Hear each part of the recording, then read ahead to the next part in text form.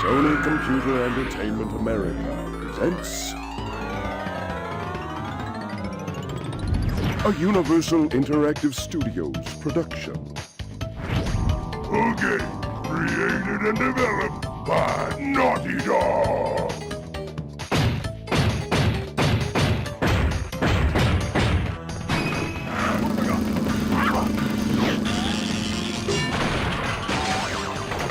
Crash Bandicoot WARPED.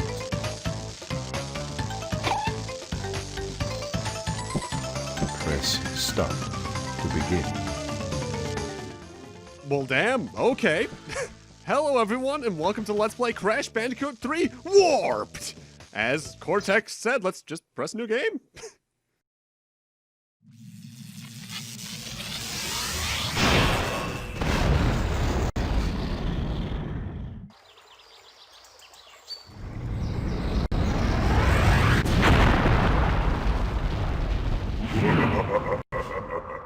Free at last.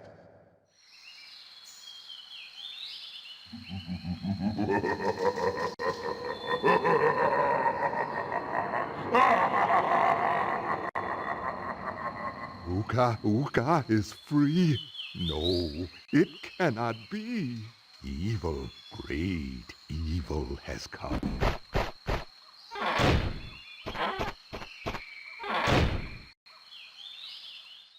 None have dared to fail to break Uka-Uka even once. But you, Cortex, you have failed me twice. Great Uka-Uka, it was that infernal Bandicoot. From deep inside my temple prison, I sent you simple instructions to follow. But you lost the gems, you lost the crystals, and I have lost my patience.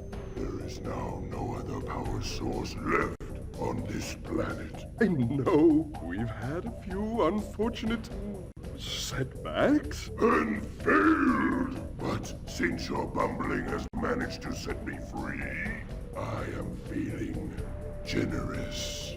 There is still a way for us to amass the power needed to enslave this miserable planet. And this time the great Uka-Uka will make sure that you do it right! After many eons, my evil twin, Uka-Uka, has been freed from his underground prison. Long ago, I locked him there to protect the world from his malice. Now, free once again, he must be stopped.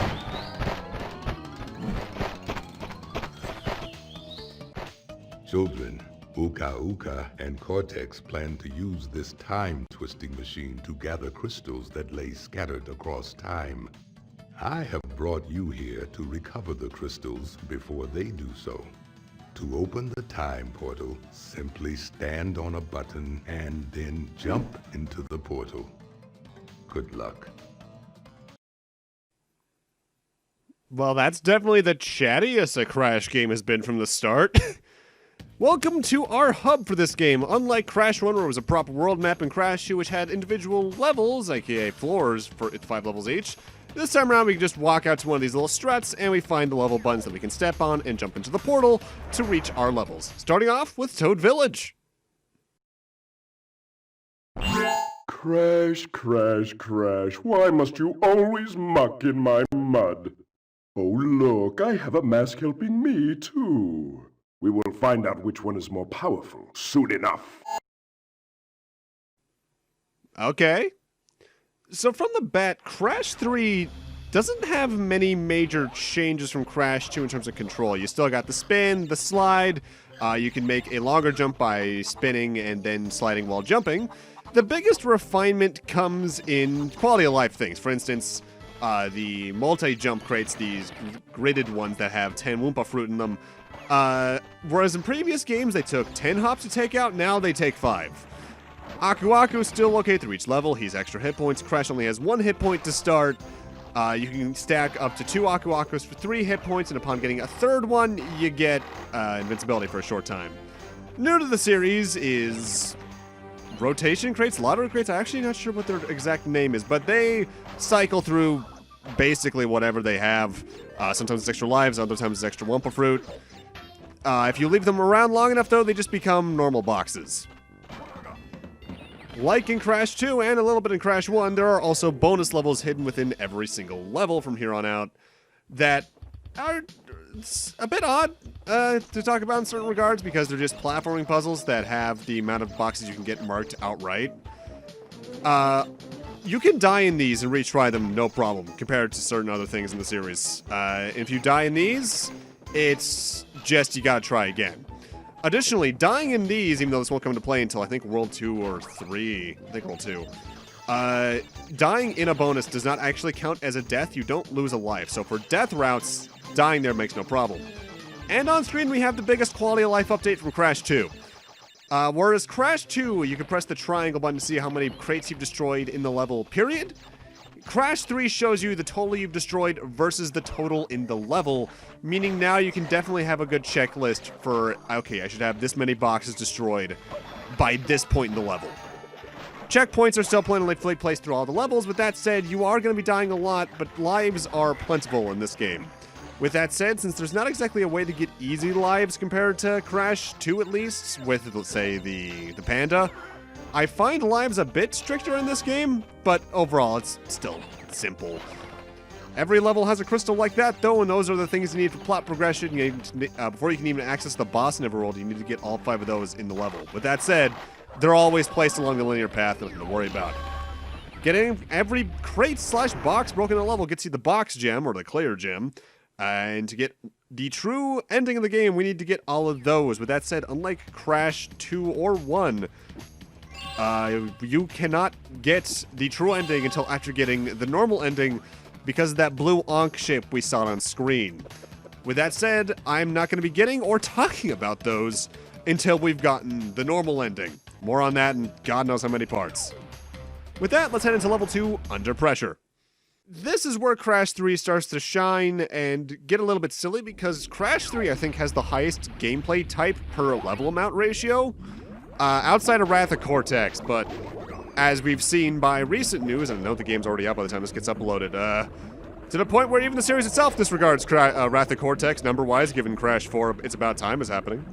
I'll talk more about that eventually. Now, the underwater controls are a bit weird. You hold the D-pad to move in a direction, as you'd figure, but you move faster by either spinning with the square button, and your normal attack, or by mashing the X button. With that said, getting too rampant with that can actually be a detriment, as outside of a certain mode later on, it's very easy to mash X too much or mash square too much to spin around for speed that you just find yourself face first in an obstacle. So I recommend taking these levels at a slower pace than the normal levels, because this is definitely probably the roughest controls in the game. The game overall controls relatively well, but they only get a bit wonkier in this level type with this submergible thing.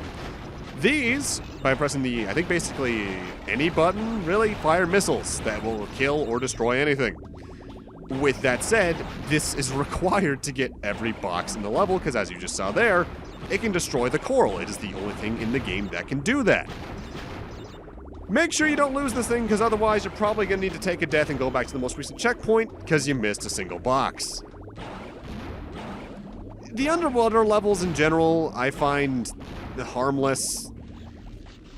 If you just take your time in them, they're not too bad. It's when we have to do things later on and get a bit speedier through them that they get a bit annoying. If I recall, the hit detections here is only just a little bit worse in the Insane trilogy. But then again, that's kind of a running theme for the Insane trilogy, isn't it? Because I don't even think I talked about it too much in Crash 2. Insane trilogy's biggest difference hitbox-wise was that Crash, instead of having like a rectangular hitbox in the original trilogy, had a pill shape, and that made jumping weird. I didn't talk about it, or at least complain about it too much, because I honestly didn't care, and I still really don't. But I will say, for these levels, it definitely felt a little bit wonkier than most. But yeah, this is what I mean. The crystals are always in the linear path, so if you miss them, it's either because you were distracted by something else, or it's like Wrath of Cortex and they made them way too easy to miss.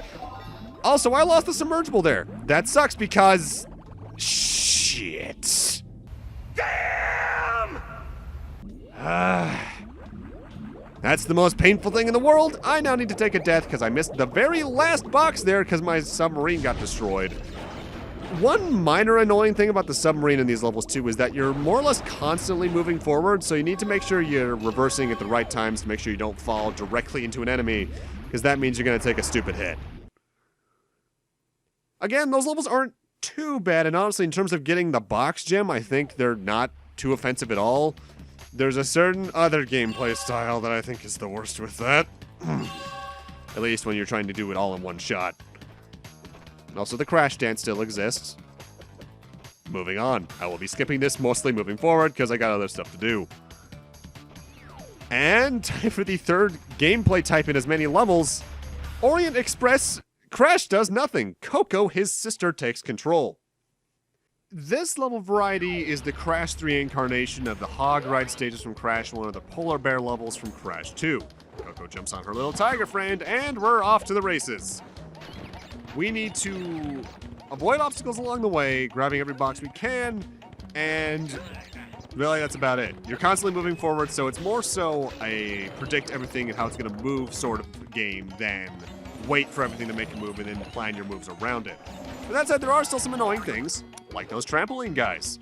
They will bounce you up to the higher levels, usually at the Great Wall gates. However, the game likes to alternate where it puts its boxes in those cases. Sometimes they're above, sometimes they're below. You need to keep a close eye on what's ahead of you so you can make the right judgment. You can also hold the square button to dash, which makes you move at least twice as fast, maybe 3 times. But for getting the boxes, I actually don't recommend doing that, as it makes you move so fast that your control suffers actively due to it.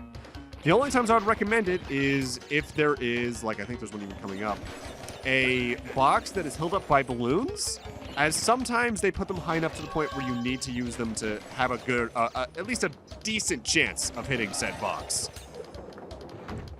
I think these are easier than the polar bear levels from Crash 2 because I think you have a bit more leeway with seeing what's coming up. And definitely easier than the Crash 1 incarnation of this stage type because the hog was probably the hardest just due to the precision needed for it compared to some of the other things. This is the easiest type of this gameplay in the series, really. Also, weird little thing, in the case you somehow manage to get 3 Uka-Uka masks in these stages, you just don't get invincibility. Reasonably so, because otherwise you would be an invincible, unstoppable, constantly moving wall of death.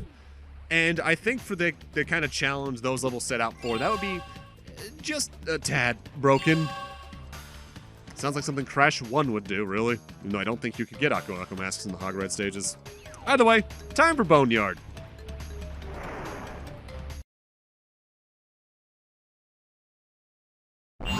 Uka-Uka and Cortex want Tiny get crystals and bring them to Big Coliseum in Rome.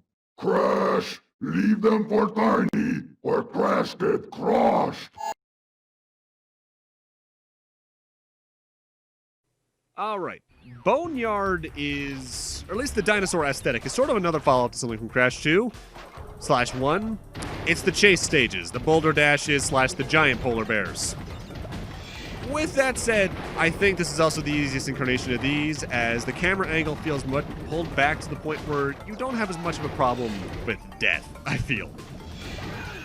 With that said, you can still get easily surprised, especially later on in the game, as the lava pits can sneak up on you pretty easily, as can the pterodactyls.